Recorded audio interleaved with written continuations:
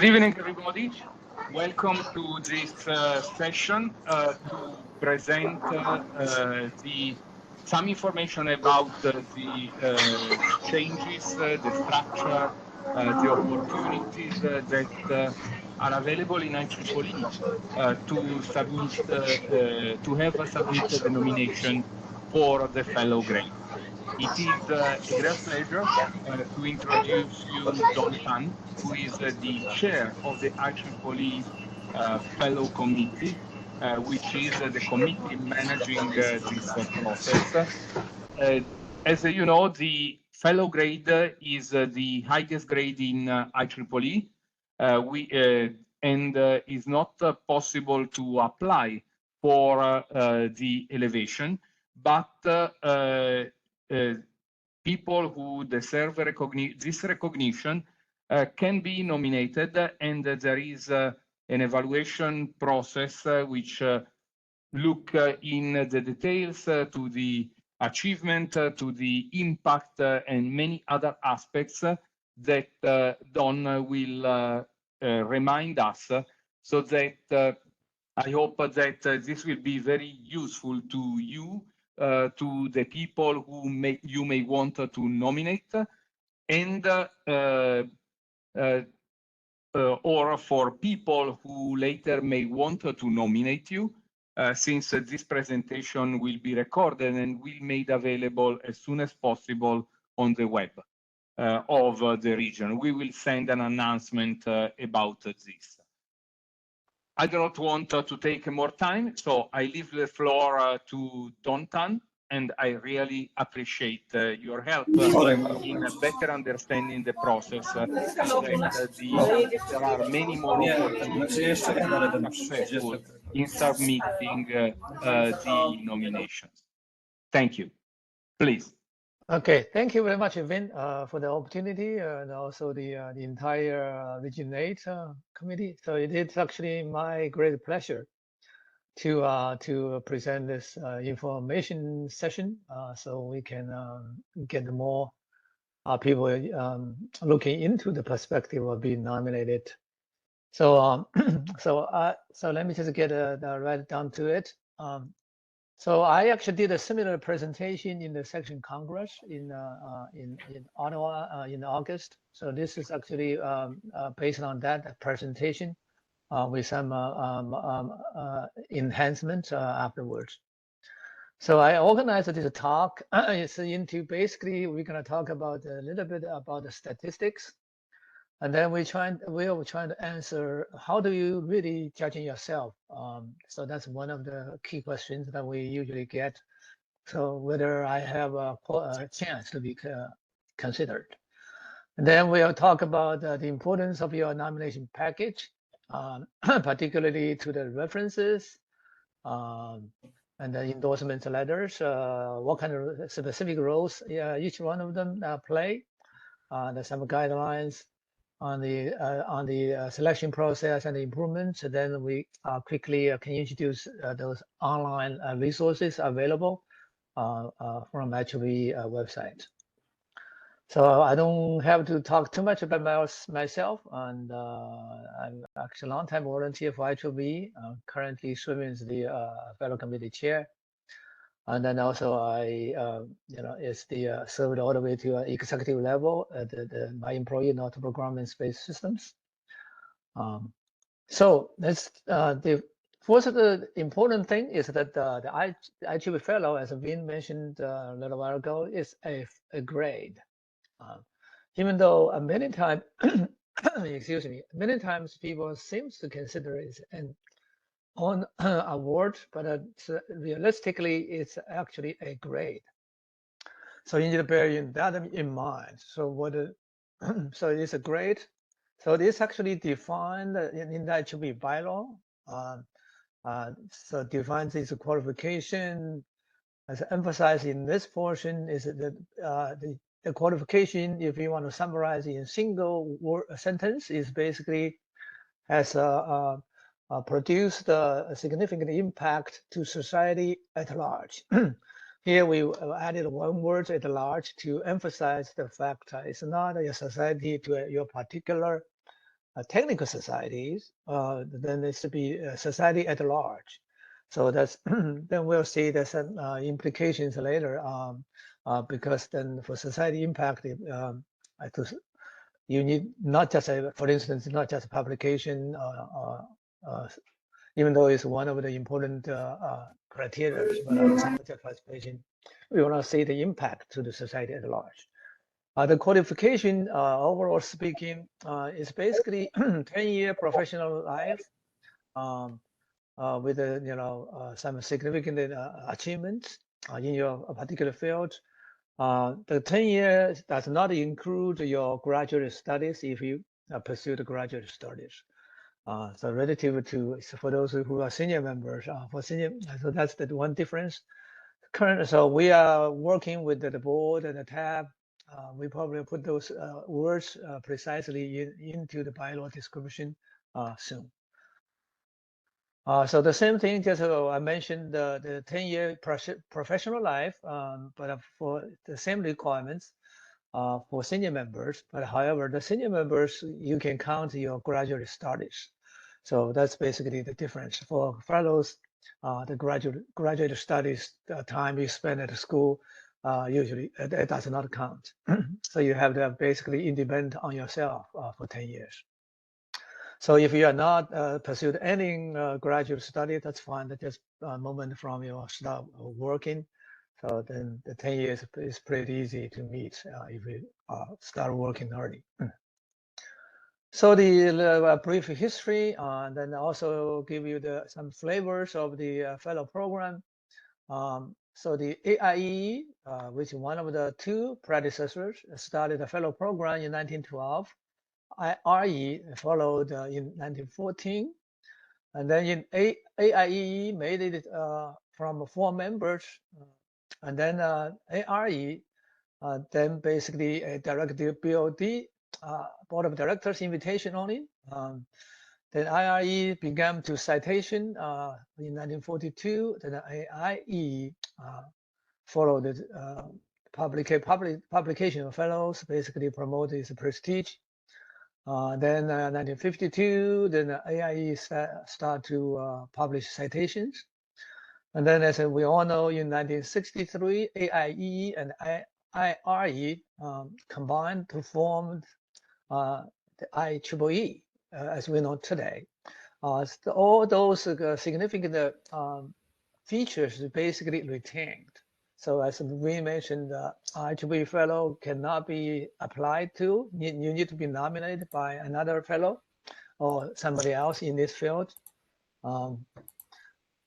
So today, as the IEEE fellow are prestigious and highly sought after around the globe. So if I would have random among many things, I would actually have quite a few good things, and I think the IEEE fellow program is one of the crown jewels. That's so highly valued. So as of 2023, so of course for the year 2023, we have 8,103 IEEE fellows. Each year, a maximum of 0.1% of the total number of voting members. As of December 2020, the previous year, for 2023 is December 2022, it can be elevated to the fellow grades. That's the seating set by the board of directors. For 2022, the December, we actually voting members, high grade members have 227. So we have so this year the maximum is 328. So we just announced that the new grade for a new class for 2024 will be elevated January 1st. So you can, for those, I'm pretty sure many of you are aware of the list. It's actually published in our IEEE fellow website. So these are some statistics. This year, we usually when we announce the new fellows, we publish the statistics. But this year, we are still working on it. because we have a major retirement. So also the new system we are implementing for the board of directors approved improvement last November. So we have a little bit time delay there. So pretty soon the statistics will be published online too. But this is 2020 for the class of 2023. So they're basically data from 2022. But nevertheless, it still gives you the general feeling of the landscape. So you can see typically, if you say it's towards the end for the past few years, 2021, we have more than 1,000 total nominations. But last year was a little bit less. So that's why I'm giving a lot of talks, trying to get more people to consider to be nominated. So then you can see the success rate is typically one out of three. So you can see it's actually pretty good. Actually, if you compete, if you consider any other awards or any other competition, it's actually fairly good chance. It's one out of three. So bear in mind that number. So we'll come back to that later. So then we also, you can see the categories: education, industry, government, and other education. I mean, researchers. You can see that one of the trends that is that you can see is the academians from research institute is actually counts about 2/3 of the nomination. And then you can see at the beginning, 1999, they say they are about the same for the industry and the academia, but now it's almost 2-to-1. So that's one of the issues we are trying to address, because that since we are the professional organization and half our members are from industry, but the fellow nomination stats does not reflect that reality. So that's one of the issues we're trying to address with the newly board improved 16 improvement, as you probably have heard about it. Then the distribution that you can see, they are all distributed with through various different categories. So these are actually available online. So I'm not going to go through typical one by one. So you can see what I want. Then also let me point out too. So this is also, we have region distributions. You can say region 8, if you relatively speaking, as a whole is doing well. But there are other regions. As a region, as you can see, for the past 2 years, region 9 had no elevation. So I'm glad I will show you a little bit later. Then this year we made change to that. So this you can see, but the issue, I think, based on my conversation with the Vin, that for region 8 is that there are vast land of piece of land. There's many underrepresented areas within region 9, even though the region 9 as a whole is basically in par with the general statistics.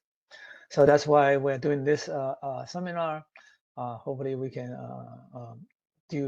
help the underrepresented area to better prepare for the nomination. Another important issue is the gender distribution. As you can see, if you research the data, the elevation rate is typically around 1/3. So that's in par with all rest of the group, the general statistics. The real challenge here is similar to this is generally true. Is the nomination pool is relatively small than to the general public, general statistics. And then I regret to tell you, last year actually not actually this year for class 2024, and then it's actually the nomination is slightly lower than 2022. So that's yet another reason that we want to do this talk to promote the nomination. So I'm actually talking to women in engineer attribute level. Maybe we should give a talk there to promote this nomination process. And then there's a detailed on each society and council. As for those of you you are not familiar with this, the council a few years back was given the equal rights as a society. Now they can nominate and evaluate fellows. Not too long ago, council does not have that privilege, but now they do. So you can see. But if you're interested, you can go see a particular society and the council you actively engaged in or your technical field license. So I'm not going to go through them. So this actually have every single society council. So now let me, so like I mentioned a little while ago, the full statistics for class of 2024 has not been released yet. We are active working on it. So, but there are some summary statistics we thought is interesting. You can see, I mentioned it for region 9. This year we have 2 elevated. That's a progress. And then you can see the statistics compared to 2023, class of 2023, that we actually increase the from industry, from female, and this year, as you know that this year we have standards. So the from this year, I mean for class of 2023, so we implemented the 5th category, which is standard for the standards contributor. So as you can see, we have 13 people check that category. That's a progress than last year. But I would like to see more because the standards is one of the things that important to industry. And then that drives the product design and the system deployment. So we are working on that particular issue. Then now let's talk about the issues. How do you judge yourself? I know that probably is the first question. So, do I have a chance? How do I think about this issue? So the first, unfortunately, there's no cut and dry rules as to effectively judging yourself for qualification. If you ask different people, you will get a different answers. But generally speaking, basically, you should have a few worthy achievements in one of the 5 categories. Then you can see one of the new things we did for the improvement is that for the new form starting this for the class of 2024, we have you can check 2 categories for your contribution. In other words, in the past, if you fill out a nomination form, you pick 1 category. So the whole nomination belongs to 1 category. That's only 4. So this year we made 2 changes. One is that we increased the 1 standards. Now you have 5 categories. And also, by the way, we also changed the application engineer practitioners to technical innovators because a lot of people believe the practitioners or application engineers is derogatory to people in the industry. So we changed that. So the second important change is that now you can list 2 categories. Now the category is called contribution categories. So you can, for instance, I can pick a researcher, but I can also pick a stand as a contribution. Or I can be industry people and then also be a standard people. And I can be researcher, then I have led a major research project and then was hugely successful, made significant technical contributions. Then you can also pick a researcher and as a technical leader. So you can see that actually a combination, you can see significantly enhanced the way you can write your qualification, then will widen the pool quite significantly. Of course, more important is reflects the reality on the ground. So that's first. The second one is 10 or 15 years of professional life. I mentioned that the 10 years is a minimum. It's actually not including your graduate studies. So the other thing I want to mention that is that not necessarily it's a life achievement award. It's not an award, even though a lot of people consider fellow a kind of like award or life achievement recognition in a sense. So sometimes some of the society put the award, fellow committee together with awards committee for small societies for practical reasons. So that you can see, so just don't get confused. It's a fellow grade. So in order to help you to judging whether you have a good chance, then I developed this so-called downs 10% rule. So I'm gonna share this with you. Hopefully that can be useful for you. Basically, ask yourself if you have one or two or even more or three technical contributions in your particular technical field that can be roughly ranked in the top 10% by your peers. So this basically, if you think you have something, maybe it can be ranked as a top 10% in a particular field. This field can be subfield of your technical society or council, right? It's just a recognized field research in your particular area or technical area. And then if you think the key is the top 10%. So I will explain why it's top 10%. So if you think you have one, two, or three things in that area, then you may have good chance. So then why is 10%? Then we know that every year, I just mentioned that before, 0.1% can be elevated. So that number is really scary to a lot of people because it's in 1,000.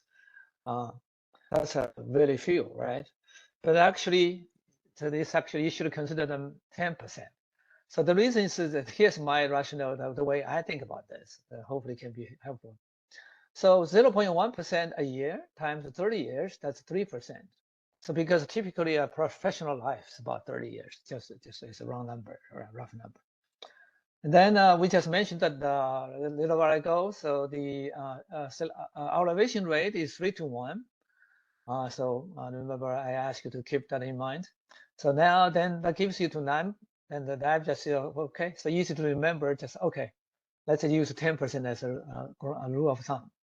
So that's how that 10% is actually arrived at. So you can see, so it's not a 0.1%, it's 10% contribution in the top 10% in a particular research field. So these two things will help you. It's not a general field. Say, for instance, I'm from power electronics, not a 10% in all power electronics in a particular area, right? It's like modeling and control, or a circuit topology, or renewable energy integration, and then the subfield, right? So they just emphasize the punchline. Say all you need is to have 2 to 3 contributions in the top 10%. I hope if you don't remember anything from this talk, you should remember this. So that probably will widen your encourage you quite a bit. I hope. So another way for you to really judge in it, so we encourage you to read the sample profiles on the website. We have 4 profiles available that are within the handbook. They are listed in the appendix. The reason we had 4 so far is simply because we used to have 4 categories. We are in the process to develop the 5th category for standard contributions. The reason for that, these are concrete examples for each category. So if you read those, so we actually it's real nomination. We sanitized it and also get a permission from the individuals. And then, of course, we sanitized it in it. But it's a real successful nomination packages. So you should read them. I would highly encourage you to read them. Then you can see how it's written. And also it's well written, and we basically, it's well written. That's why it's a sample, and well qualified. Don't be scared by the qualification there. Because one of the researchers, the name is Steve Noziak. Okay, you don't have to be scared that how many these guys work with Steve Jobs and from Apple. So just as an example, don't be scared. You don't have to be that good. Okay, there's only one Steve Noziak. Okay, so this the other thing for you, I would recommend you to read. So the third thing I would like to draw your attention to is this thing we just recently updated, recently in the last year. So just give you a little bit of history, so to provide a perspective. Until in the last year, before we published this new contribution characterization matrix, all the qualifications is one column and one set of criteria. And then that was highly geared towards research and scientist. So you basically is the leftmost column, and then that covers all categories, all four of them. So one of the things that under my leadership, what we did is that we know that one single column, that profile does not fit all for the rest of the 5 categories. For each categories, they have a different emphasis. For instance, in the middle one, for the industry, people don't, as we all know, the people don't. So actually, these days, people actually discouraged to write papers from industry. To not say they don't publish. No, this is actually discouraged. So if you go by this, you look at the papers. Of course, they don't have papers. Maybe a few papers, or maybe 10 papers. So then it's actually that's just unfair to treat them that way, because that's not what they do. So what they do is do product design. They do the algorithm development, and then for those of us, I was actually surprised in the category. The algorithms had not been included in the category, a specific criteria, because we all know algorithms is crucially important to make or break a particular company. We know real world names. The algorithms made the company a big successful companies. So the algorithm is included in here. And also you deploy a system for a particular customer, and then it's been operational for 5 or 10 years, and the customer like it. That's a contribution. That's the impact to society, not impact to academic lives, but impact to society. Now you understand why we emphasize the impact to society at large. And this also is true for the rest of the categories. So this matrix, I also would like to encourage you to read this particular matrix is in here. This will give you one example for the research and scientist. Then you can see the green indicates the first tier criteria you should look for, and then yellow means second tier, and the white means that third tier evidences that you are looking for. And then they are all different for 5 categories. So it's in this matrix. So for the sake of time, I don't have time to go through this, but I would highly encourage you. This is in our website. I will show you what they are. You can download them. It's published. It's cleared for publication. It's in the public domain. So you should read that also. So then we strongly believe that this matrix actually may significantly level the playing field for all 5 categories and for all our members, and then hopefully this will start to move our needles a little bit. That's our hope, and we believe that too. Okay, so that's the 3 things you judging yourself, right? I mentioned that you top 10% rule, and then read the samples, and then check the matrix for your particular category that you think contribution category that you're interested to. Also remember, you can pick 2 contribution categories to write to include in your form. Now let's go beyond yourself. So then this is another question. We got people asking me. So what do I do if I don't know too many people? So I would think that then I would usually my answer is you are not alone. There's many people do not know many people. So what you can do is that you should try to find an IEEE mentor, either through your society or local section, or even chapter. And usually you meet locally, a lot easier, not like a big conference. You go once or twice or 3 times.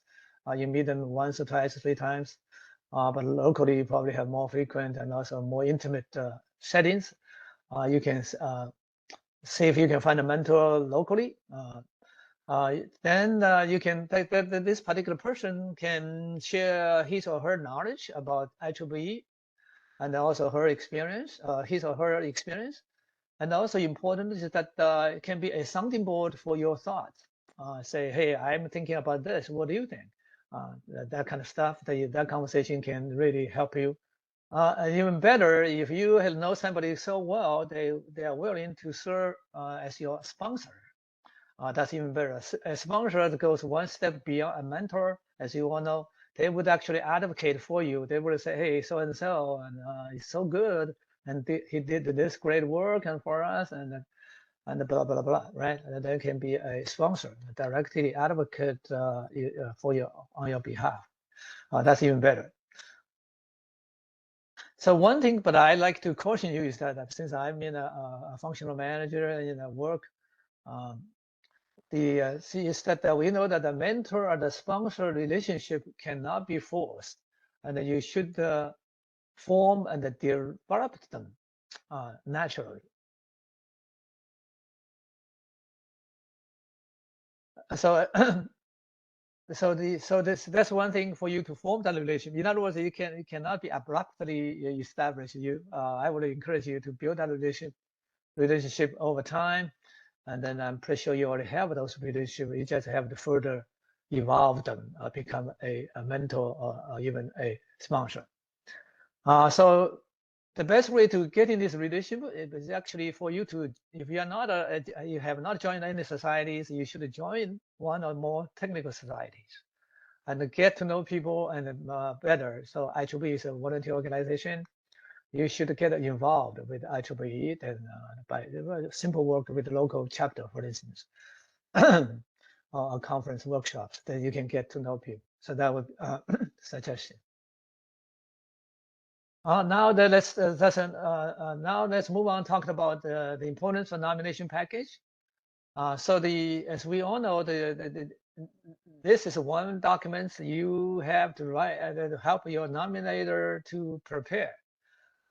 Because you know yourself best. You should provide the raw materials to the nominator, and then he or she can then finalize the form. So this is because this is basically the only venue for a nominator to make the case for his or her nominee to various evaluation committees. Then how many evaluation committees? Basically Society and Council Fellow Evaluation Committee, known as FEC or FAC. And then in 2024, next year, we are implementing CFAC, called a Cohorts Fellow Evaluation Committee. So some people have a question. The cohorts is simply a small group is formed to solve a statistical problem. So I will talk about it separately. And then the IEEE Fellow Committee, you can see is actually evaluated by 1, 2, 3 times. And then at the IEEE Fellow Committee level, each fellow committee member can read your file. You can see how important there are 50 judges. Of course, not each one of them read all of them. They've been assigned a certain number of, typically 60, 70 cases to review. Then you can see you need to do a good job to impress the judges too. So then another important thing is that a common mistake is that if you use too many jargons in your typically technical field, as we all know, these days the technical field gets narrower and narrower from one sense, but on the other sense it gets broader and broader in a sense the multidisciplinary nature.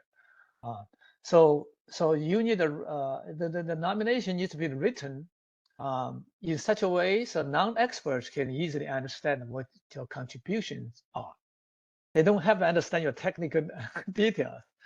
That you need to convince they need to understand what your contributions are. So avoid use the narrow jargons, use some general terms. this is actually a delicate balance. You need to provide enough details so your society council evaluators and those experts in your society level, they really know what you did.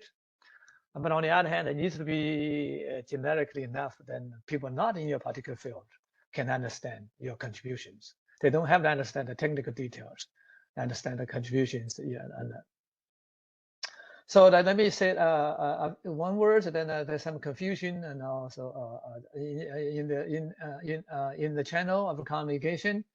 So CFAC is simply to solve one problem. It's a statistical problem.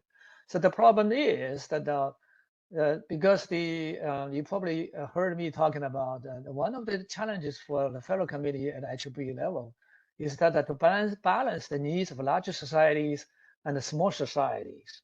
And then there's one particular point which basically highlights the challenge. So typically for a larger society, so let's say computer society or ComSoc, you have 100 to 150 nominees every year. Whereas for a small society, you can have 0, 1, 2, 3. You can see, so when we want to combine the overall ranking list for at IEEE level, that's a challenge. How do I combine a list with 1 or 2 people with a list with 150 people? Right? I mean, you cannot just simply add them together because statistically they're totally different. So in the past, we basically ask if for small societies, we reevaluate.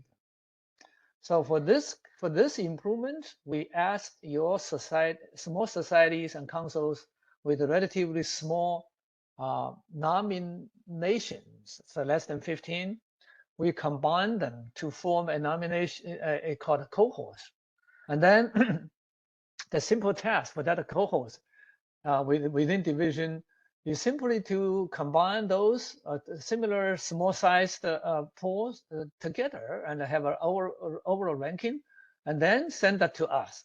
And then there are two aspects of the benefits. One, at the IEEE level, now we are dealing 150 versus 15 or 20 or 30 of them. So that's significantly better than before. Then we have to compare 150 with 1 or 2.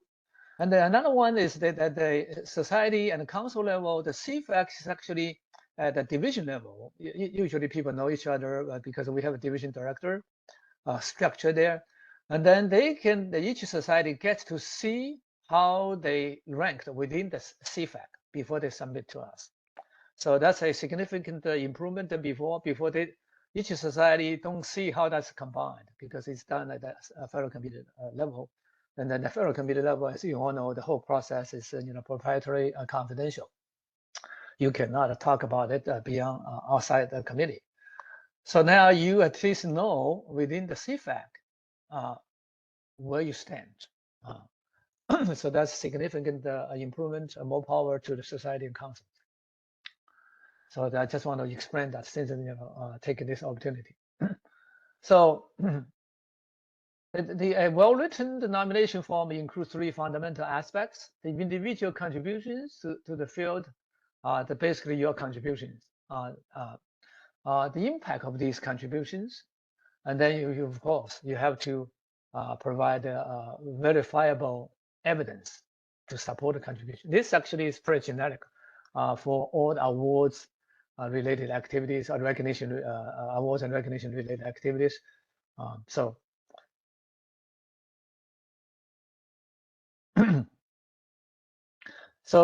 another thing is a couple of things.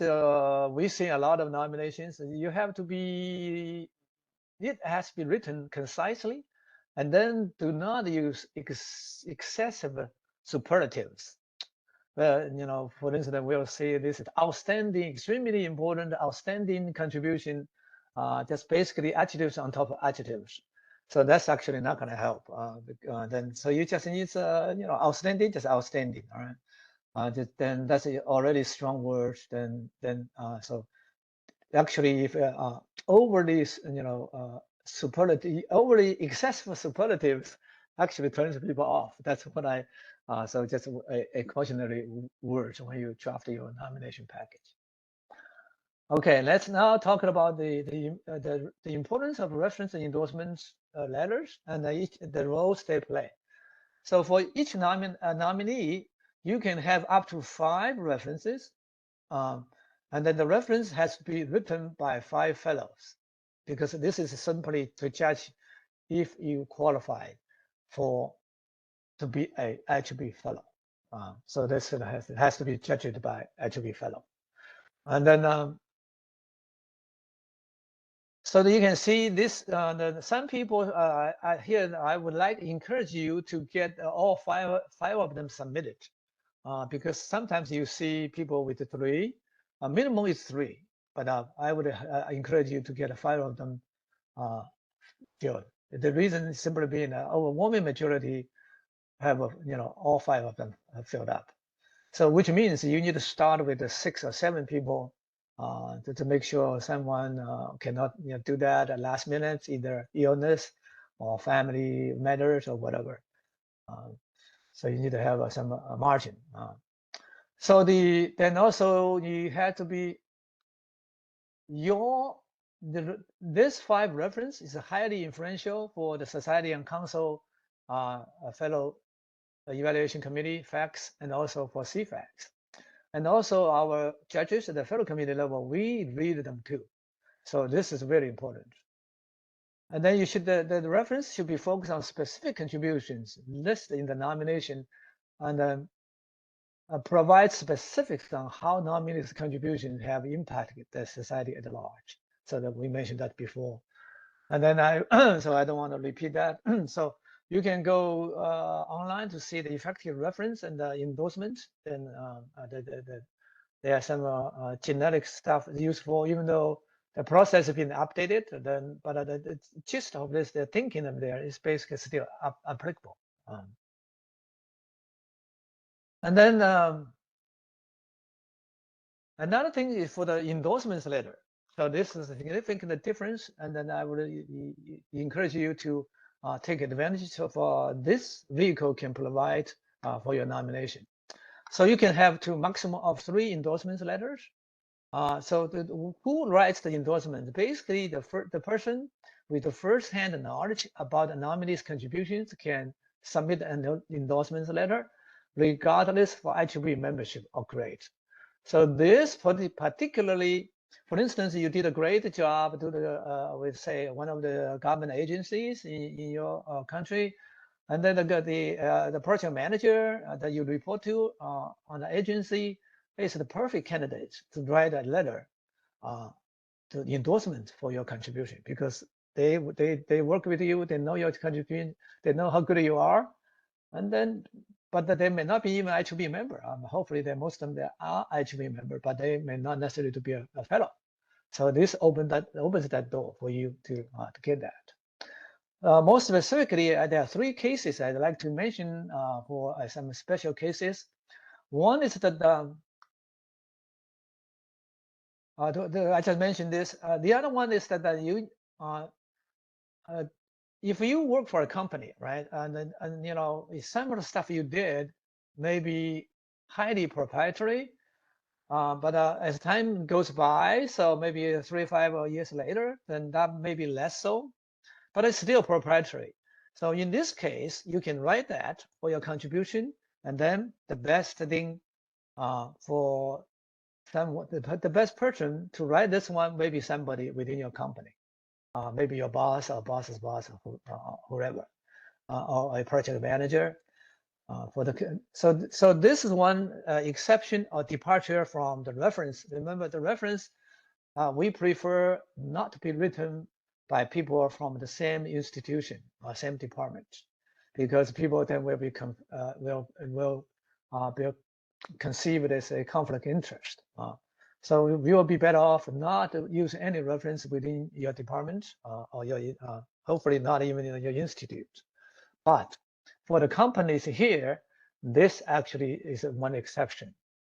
So because this person knows you, they have most credible is from this particular person. But now another one is that if you work for classified work, all right, many of us do, and then you cannot publish anything, then you probably can ask somebody who are knowledgeable in that particular project to write a non-classified version of the work, your contribution, if it is possible. I know sometimes it's impossible. So that's one of the in quotation marks penalties working in the classified area.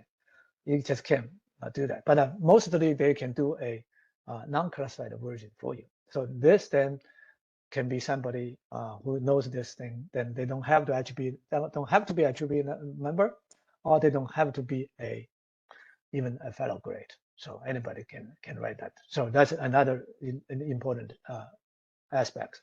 The third aspect is for educators. For educators, that's one. Then you would love to have your department chair or even your dean to write a endorsement for you. Here, then there's no conflict of interest because he or she knows how good your lecture, your course notes are, your lab and your course are, that kind of stuff. Only them they know, right? So here I would actually, typical example, some people ask me, how do I judge them and my education is good? And for instance, you have a textbook is written by you or a co-author a textbook and then being used by, say, let's tens or hundreds of schools worldwide. That's a good contribution. If you develop the course, then for lab course with a uniqueness for some unique features, and the people like them, and then other schools use them, especially multiple 10 schools use that course. That's a contribution. The specific case you had to judge it for yourself. And so I just give you some example. So this can be, so for this one, of course, your department manager, department chair, or your dean knows the best. So this is the case, you should actually ask your department chair or your dean, your boss to do that.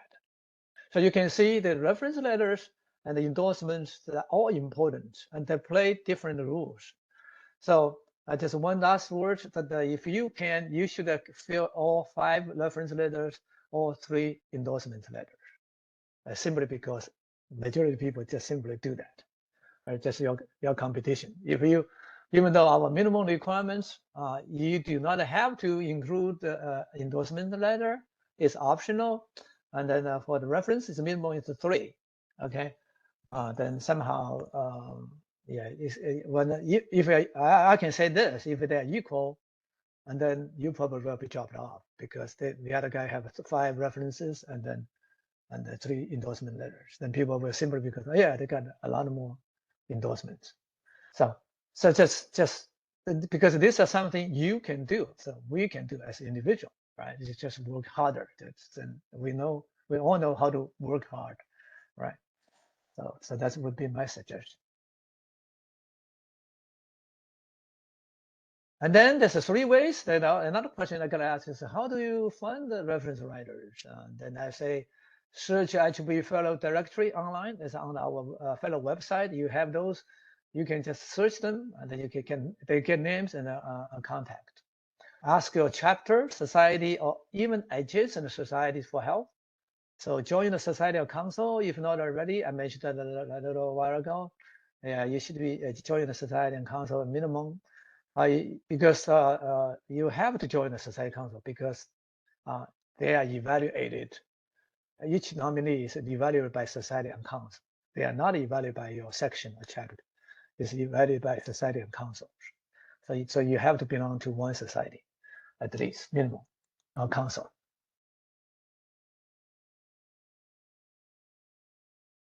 Another thing that coming 2024, we are start to requiring each society and council to have a fellow nomination committee, similar to the a nomination committee, to basically to help nominate people. So to identify potential candidates. Then for if you have a small society, so they can combine this one with the nomination committee. If a big society with more than 15 nominees every year, then you're probably better off with a separate society at the society level. The task is simply for them to go get potential candidates. So these 3 can help you. Okay, so let me quickly go through. So this you can see enhanced diversity. That's you heard about the changes that happened, improvements that happened for For the past years, we're implementing. For 2024, we partially implemented. No, so for the class of for 2023, for class of 2024, we partially implemented. For 2024, which then is for the class of 2025, then a majority of the feature, the improvements will roll out. So next year is a lot of new features. The gist of it is actually unchanged, but the new things is changed. So one thing I'd like to mention that Teresa just mentioned this before. For 2020, for next year's cycle, the deadline is February 7th, not traditional March 1st deadline. So you need to bear in mind, it's almost 1 month ahead. The reason is simply because the board asked the fellow committee to do a lot more. But in order to do all that work, we need a little bit more time. So since we start doing, so we moved that to the February 7th. So just get the words out and then make sure you are prepared for an early deadline.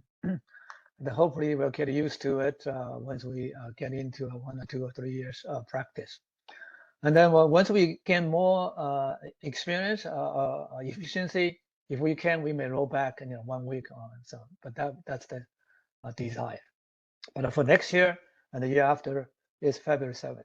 So please get the words out. So don't be surprised. Yeah. Okay. Back to this chart. So one of the things I just mentioned before is the industry people is significantly declining. So that's one of the things we want to address. So for that purpose, at the IEEE Board of Directors level, there's an IEC called IEEE Industry Engagement Committee, trying to address issues particularly related to industry. As you know, the industry people have different, they work on different aspects of the contribution to society, right? One typical example is that we call the nanometer 3 or 5, 3, 2 nanometers.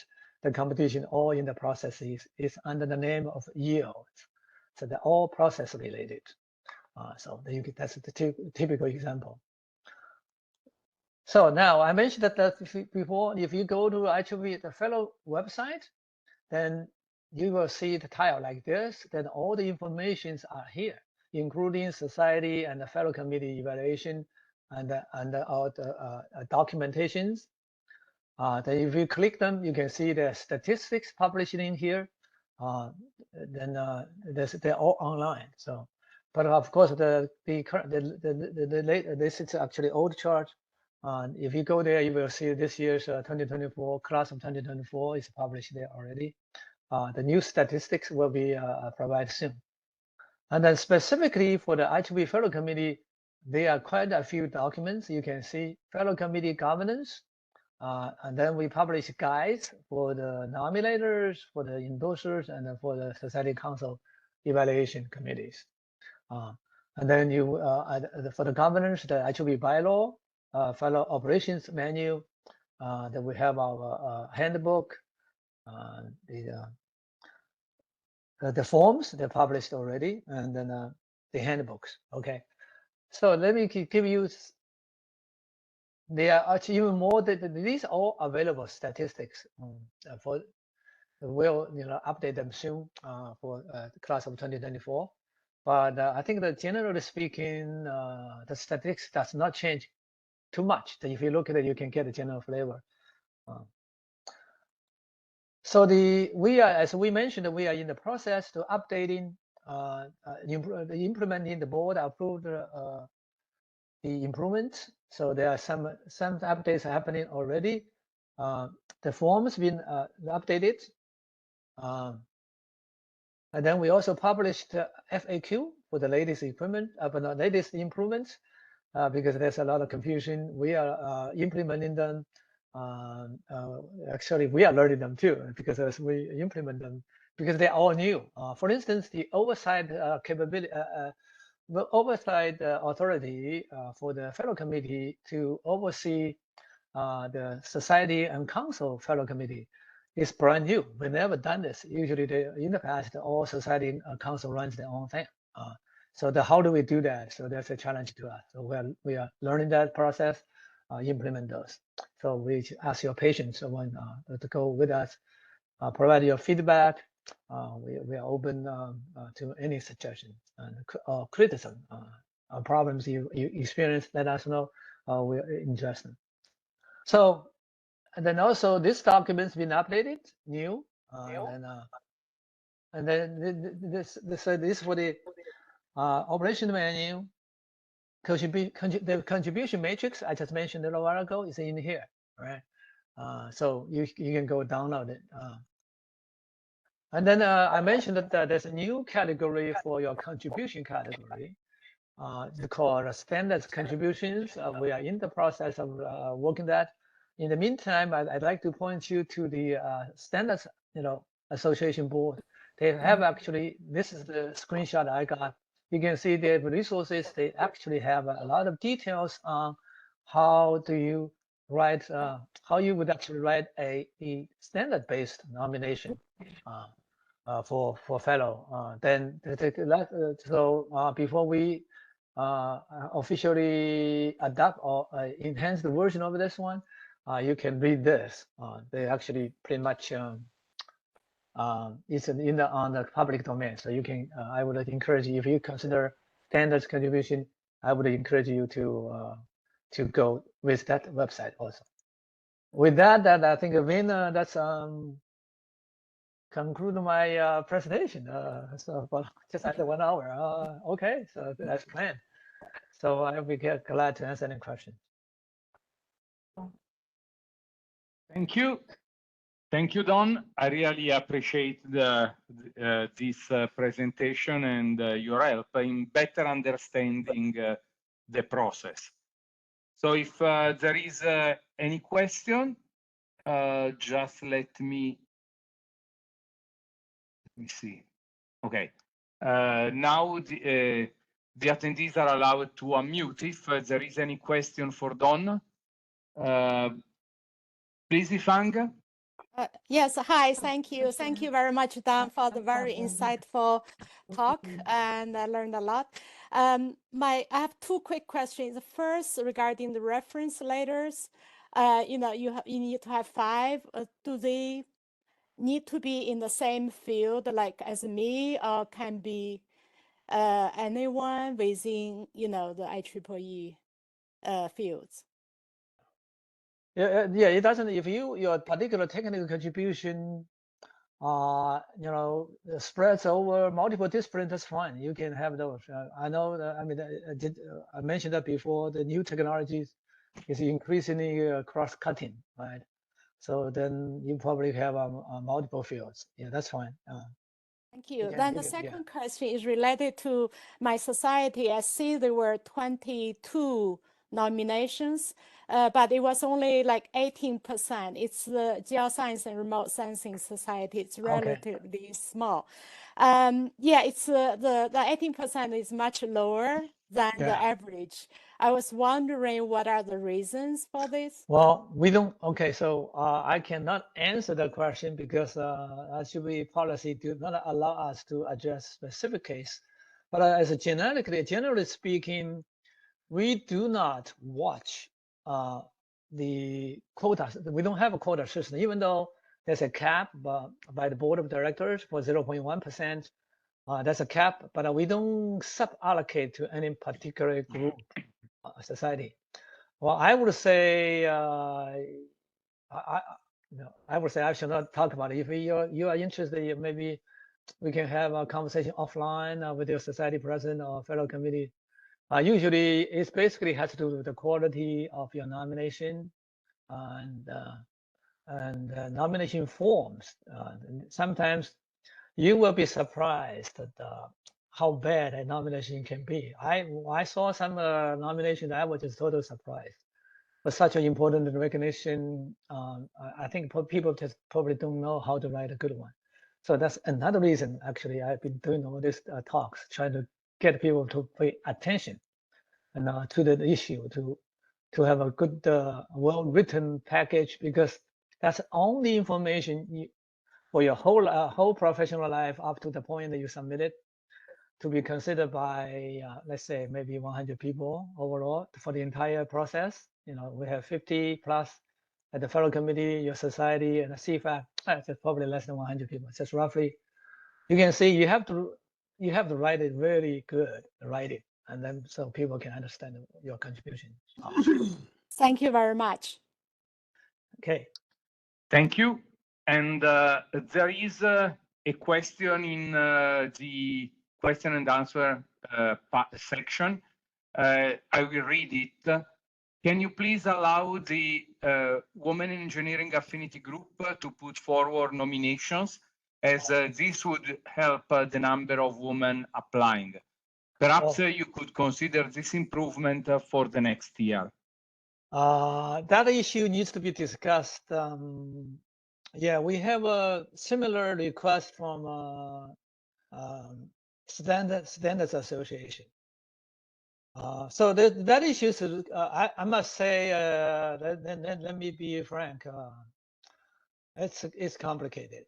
So because so we need to discuss a little more, a lot more. Yeah, I agree. It's a good idea, and you would actually do that. Then probably will be straightforward to that. But there are some other issues, will impact the entire the integrity of the federal process. We know that the prestige of a fellow program is the utmost important, and that's why people likes the fellow to be a fellow, because it's highly respected. So we need to so there's a lot. When we have any major changes, though, we need to have a more detailed discussion. Yeah, I can certainly talk to, yes, and thank you. Talk to Celia and WIE. I will give a talk to WIE, so that's soon. Hopefully that is one of the things we can do. Yeah. I see that there is another hand risen. Mark Letiec, please. Yes, hello. Thank you, Don, for the talk. You partly answered the question, but I just want to be sure. When do you take into account the number of colleagues that have been elevated to the grades in a given society in the recent years to determine the chances that someone has on a given year? If there are already many fellows in that society or not. If you meant for us, do we have any quotas? We don't. But during the evaluation process, when there is a question regarding a particular society, for instance,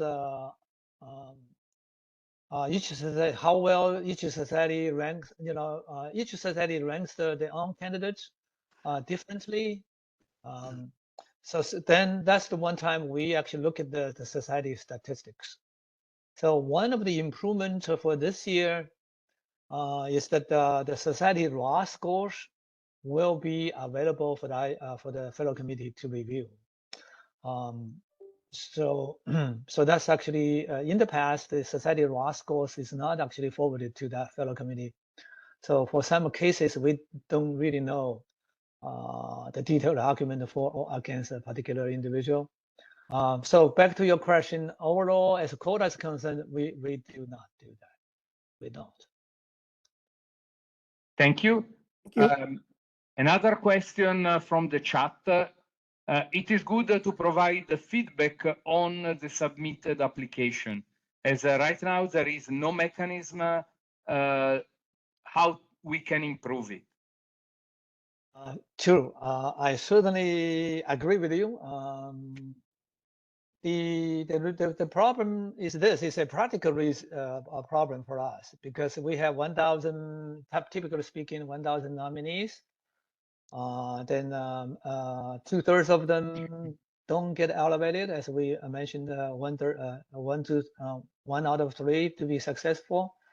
If we provide too detailed feedbacks, then what will happen is you invited more questions, and then it becomes an endless cycle. But we find out a genetic. We summarize the typical problems for the nomination package in the feedback to the to the nominators. So that's one way we hope we can help in that process. Because if I fully understand your concern, yeah, if you say provide a more specific feedback, then you know what to do next.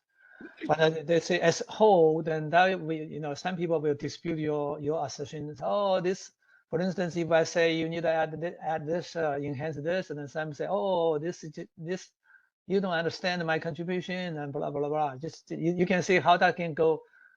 Just like a review a paper, it will take this is even more people, more emotional, more. And then they have the right to be emotional, right? It's their whole professional life up to the point. But then you can see from a committee point of view, 600, 700 people, that just becomes very difficult to handle. Yeah. Yeah, but it can be done with the society level, right? Rather than the feedback at the society level, rather than the overall committee when these applications are decided, right? Well, that's one interesting idea, and I mean, yeah, we can see. My sense is society will say the same thing I said, but I agree with you. Maybe it's a more manageable skill. Maybe they should do a more. Yeah, then let's think about it. Yeah, yeah. Thank you. For smaller societies, it's easier because you only have 2 or 3 or 5, 6 or 10 of them. For large society, you have 150. You see the problem there too. Yeah. Thank you. Okay. We have several questions. I'm trying to go through them, both in physical presence and online. Can the nominator belong to the same institution of the nominee? Yes, I can, but I would say, yeah, if you can find somebody else outside, but if you there's nothing, against it, yeah, you can, yes. Then, does the service to a society as an editor of journal and committee member in conferences count as a contribution? Oh, there's a form, there's IEEE or other professional organizations. The kind of it's in there. It's waited. I forgot about. There's 2 categories. One is the number of years as IEEE member. Then if you have lived up to 100 years and with 100 years of IEEE membership, then you can get 10% of. So, but then there's in the evaluation forms, there's a category for you to count. I think but it does count, but it's relatively small portion. Yeah, mostly it's a technical contribution. Yeah. Thank you. Now, Alessandro Rizzo, please.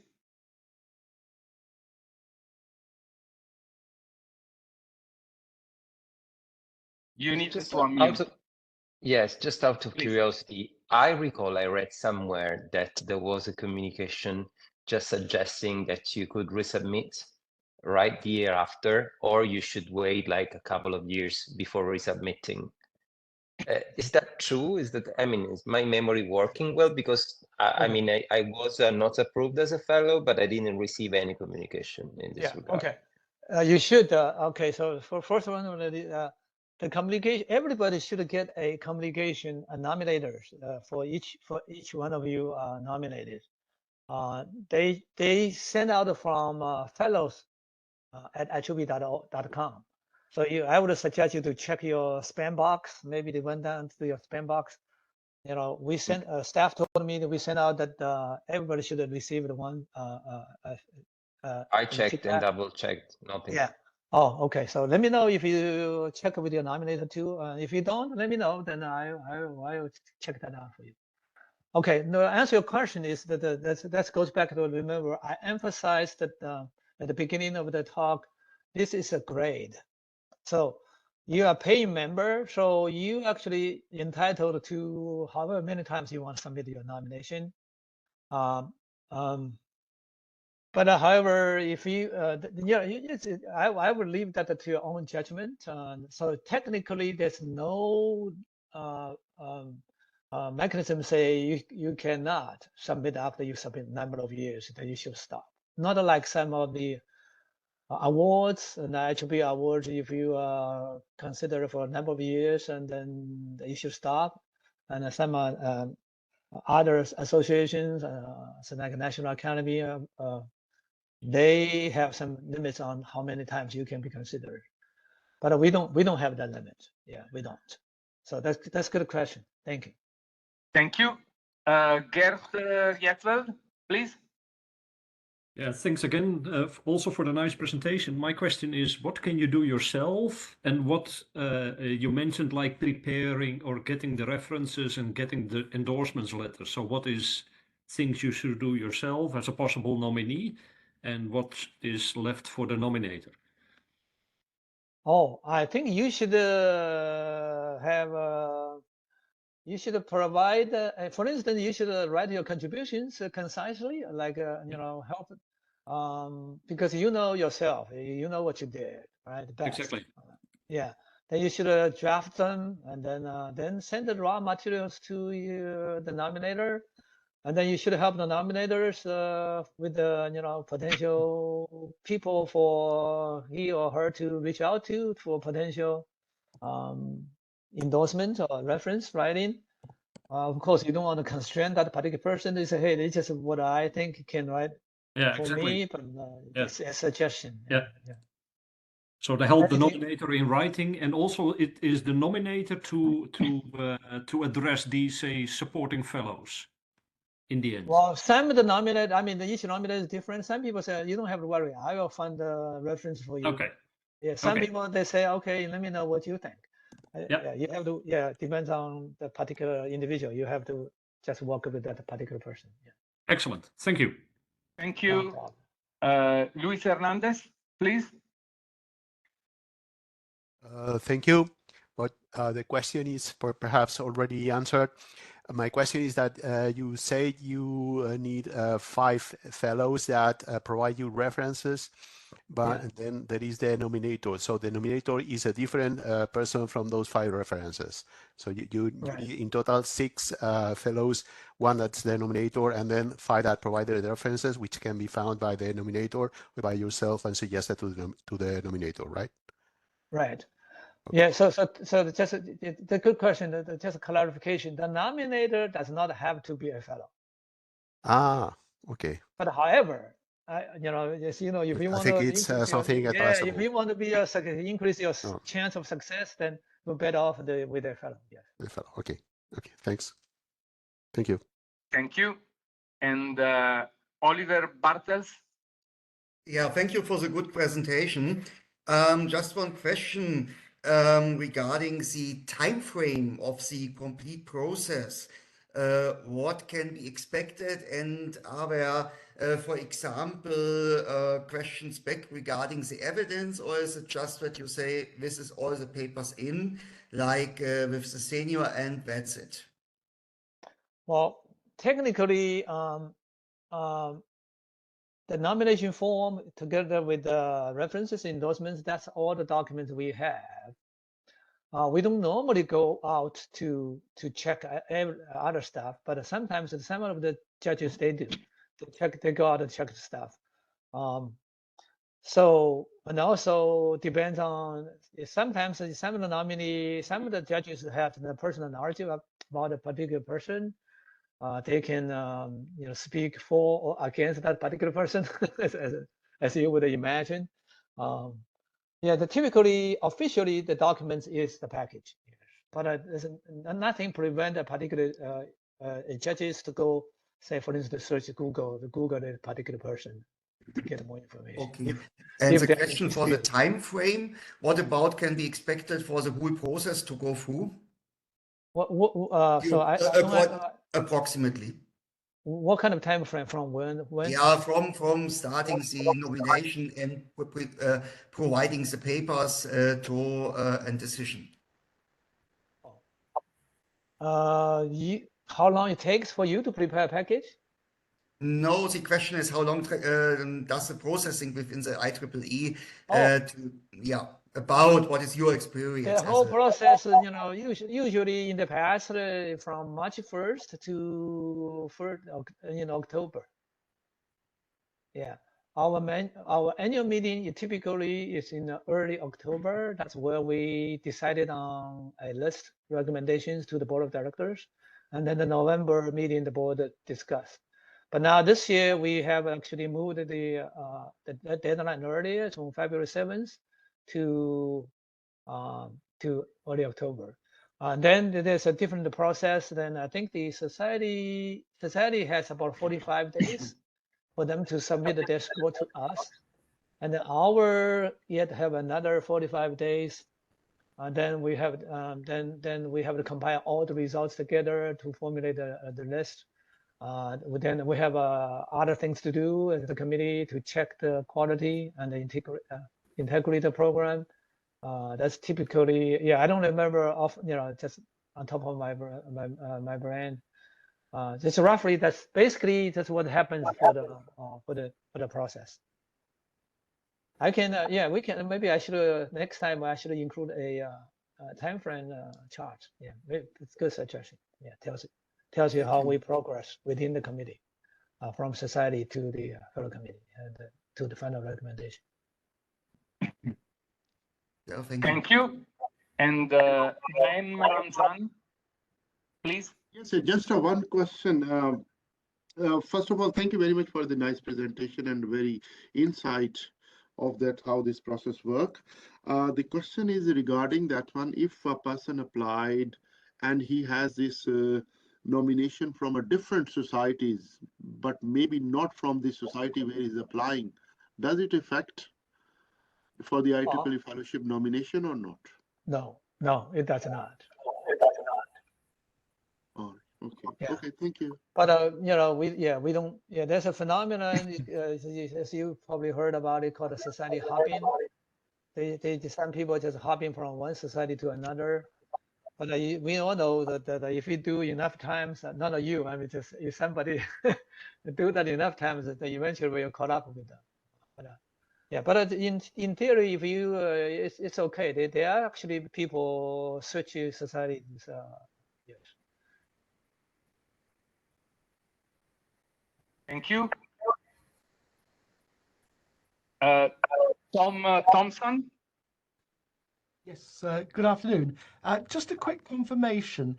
There are 5 references, and that is in addition to the nominator, making a total of 6 persons, or is one of the references the nominator?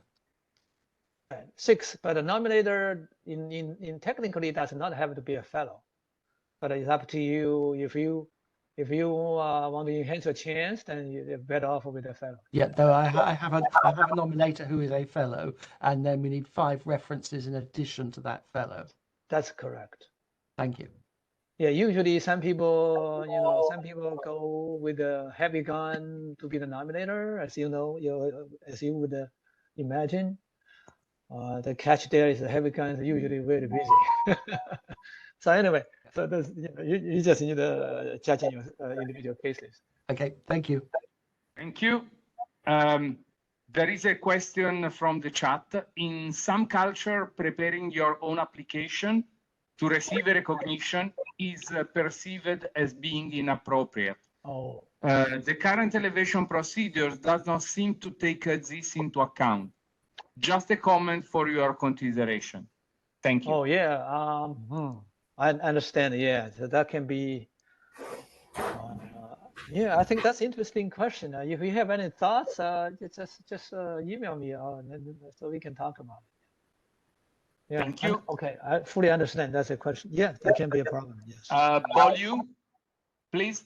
Yeah, hello. Yeah, hello.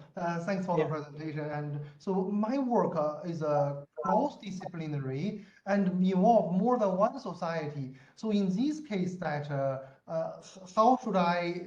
So the nominator and the references, they are from different society. So when I evaluate my profile, will it go to one society, or it can be also multi-society? The evaluators. No, single society. Yes. Single society. Yeah. the evaluation usually you submit it through one single society. One single society. That's the system we have. Yeah. Then if you're a small society, you may go to CFAC. But the CFAC, technically, they do not do evaluation per se. All they do is just combine the list and have a consolidated ranking list of the small society councils within that division. Okay. So I think you need to talk with your nominator and find out one particular society you think is most suitable for you. Okay, okay. Thank you very much. And also one question is that for the for the meetings, because I joined late, for the meetings video, could I is there any record of the presentation? Win can answer the question. Sorry. Yeah. Win, Win at the beginning of the meeting, that Win said we are recording this and then will be shared. Okay, thank you very much. Thank you. Okay, thank you. Yes, I was just waiting to remind everybody that the recording will be shared on the web of the Region 8, and we will send the notification to all people that we notified about this event. Then Manfred Oswald, please. So thank you for this very nice presentation. I have two questions. First is a quick one. Do IEEE and ACM mutually recognize their fellows in the application process? The answer is no. Okay. But I think we, based on what I know, we actually quietly, check what the other guys do. Oh, that's fine. Second question is a little bit more complicated, probably. So if you have multiple jobs, so for example, I'm a professor at university, but I also had a very large research center which has to earn its funds from industry. Am I industry or am I in the academic field? Well, that's an interesting question. I would say, I don't know about your specific case. I would say if you should go with where you spend your majority of your time. Okay. Thank you. There is a question from the chat. When we mention 5 people to provide references, can we use 3 of these individuals to write endorsement letters? The answer is no, don't do that, because you basically notified your support pool. Instead of 8 people, you reduce to 5 people. I would say no. I think technically I think you probably can, but then people will say, why bother? You already have a reference. Everything you want to say can be done in the reference. Thank you. Arafat Al-Baik, please. Yes, thank you everyone for the fruitful information. Actually, my question is about measuring my impact. So for example, you mentioned, Don, about the 10% rule, but I'm not really sure how to apply it, for example, to myself. So should I go, for example, and sort people in my area according to the citations, number of publications, field impact factor? What is like a kind of, let us say, rule of thumb or guidelines in this matter? You mean from academia? I'm a researcher. Researcher, right? Yeah, I think it will be interesting, say, if this paper cited 100 times, I'm just giving a random number.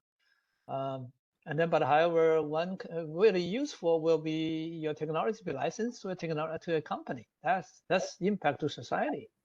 Or this technology been deployed in this particular product by this company. I would think that would be significantly stronger than you say, hey, this paper be cited by however many times. Particularly if you have a technology being licensed to companies, somebody's paying for your technology, that's impact to the society, right?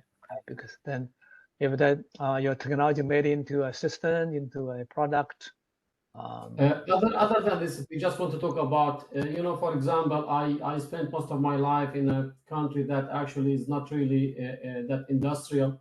It supports research, but without really significant, let us say, attention to industry. Even with research, it's a little bit even hard. We are from like the Middle East, and the research has just recently started to be supported by the governments. So basically, most of our work is research. We have patents, for example, we do patents, but in terms of licensing, industrial collaboration is a little bit limited. So just talking about research, pure research, if I want to apply. Yeah. Yeah, I think that's a good question. If you don't have a strong industry base, then you don't have those. I would another thing, I don't know if some people notice that if your patent is being cited by many other patent applications, it will be another interesting aspects for you to look at. If, for instance, your one particular patent is being cited by many other patents, which means that your patent is very useful. I don't know. I'm just thinking out loud. I think it's a good question for people from countries that have a less stronger industry base. How do they make an impact to society? But you should impact to your own country. Yeah, that's the society, right? For instance, usually if you say, let's give you one example, hopefully. Say if somebody would start a college, electrical engineering in America in a small college, and then that probably doesn't count as much. But if there's somebody, say, establish a EE department in a country where they only have one or two EE, I'm just thinking out loud. Just give it. Okay. Then that's different, yeah. Because for that country, for instance, the first time they have ever had a computer science department. I'm just give you one example. You can think about exactly what that is. That's different. And Thank you. Yeah. There is a question from the chat. For the 5 referees, should we require them to be for the same society? Can you say that one more time? I didn't catch it first time. The 5 referees should be from the same society. Oh, you mean reference? Yeah, referees. Mm-hmm. They don't. Yeah, they don't have to. References. They don't. Yeah, they don't have to be. If they can write, if they are knowledgeable to your work, yeah, it don't. It doesn't. They don't have to come from the same society. Okay. Thank you. We are almost running out of time, so the last 2 questions. Bolu, please. Yes, so sorry I didn't make it clear just now. You see, my work is that I do electronic design automation work, and my impact in antenna propagation society, and my impact in microwave theory and technique society, and my impact also in the circuit and system society. So in this way, if I select only one of them, I can't express my whole work. But there is not a society called Electronic Design Automation Society. So for this case, for researchers whose impact is more than one society, then how should I do? Thank you very much. Well, okay, so I think the I'm not in your field. I'm in power field, but for instance, then so there are 4 societies, so like power electronics, PES, industry electronics, industry application societies. They typically work. Then they are similar areas. So I would think if you pick the majority, the society where your most impactful contributions lies in, then the other society they usually know you have to understand that there are people that are knowledgeable enough to also judge some other contributions. Yeah, you just need to pick one. Yeah, you think the most you have best chance. I would think. Oh, I think the one, but will it consider my contributions in other societies? The evaluation? They do. I mean, the technical field, even though each society, you see, I think the recent technology trend is actually increasingly cross-cutting, and you have to assume that a particular society, if they're in an adjacent area, they know, they should know. Yeah, they should be able to appreciate that. Okay, thank you very much. Okay, thank you. Luis Hernandez, the last question. Yeah, please. My question is very, very similar. If you belong to two societies, in my case, it's circuits and systems and solid-state circuits, and half of your activity is split among the two societies, and also your referees or potential referees belong to either society. How is there any guideline to choose which one is the society you want to apply for? You know, if you were for me, I would pick say for one thing is where I think my most important, most impactful contribution lies in, right? Or secondly, you for practical purpose, will be pragmatic. Then there's maybe which society you think you have best chance to be successful. So, or you can consider both of them together. Yeah. Okay. Thank you. Thank the you. last comment from Maria Teresa, please. Yes, please. Thank you, Dan, for such an important share of your views and information. And I would like just to remind that Region 8 has a fellow nomination search ad hoc committee. And so I am chairing that committee. And our goal is to motivate and provide guidance to potential R8 fellow nominees and nominators. So just a word to say, contact me. I am willing to help in any way I can. Thank you so much. Oh, good. Yeah, I didn't know that. Thank you, Teresa. And with this, since I do not see any other question, I would like to thank once again the Dontan for the very nice presentation and for helping each of us to better understand the process. Really, from the bottom of my heart, thank you on behalf of the entire Region 8.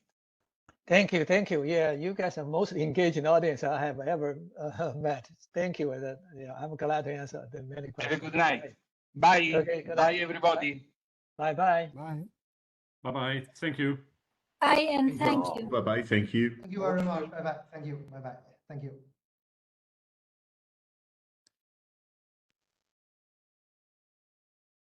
Bye.